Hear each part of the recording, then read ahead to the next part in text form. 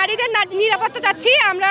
দেশের আমার মামা খালু চাচা যাদের রিক্সা চালক অটো চালক এবং বিভিন্ন চাকরিজীবীরা দেশের নিরাপত্তাভাবে চলতে পারতেছে না, ছিনতাই হচ্ছে, এখানে সেখানে ছিনতাই হচ্ছে, দিনে 17 জন নারী হচ্ছে ধর্ষণ হচ্ছে।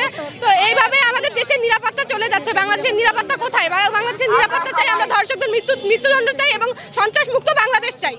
ঘরের বাইরে বর্তমান সিচুয়েশনে ঘরের বাইরে মেয়েরা নিরাপদ নয়, কারণ আমরা প্রতিনিয়ত শুনছি যে ধর্ষণ সন্ত্রাস এগুলো লেগেই আছে।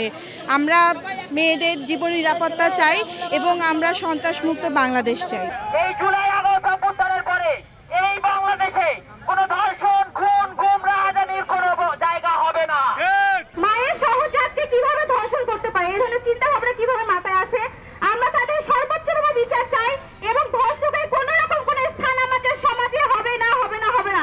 যতক্ষণ পর্যন্ত আমরা ধর্ষকদের সর্বোচ্চতম বিচার সরকার না দিচ্ছে আমরা রাজপথ ছাড়বো না। আমরা মেয়েদের সর্বোত্তম নিরাপত্তা চাই।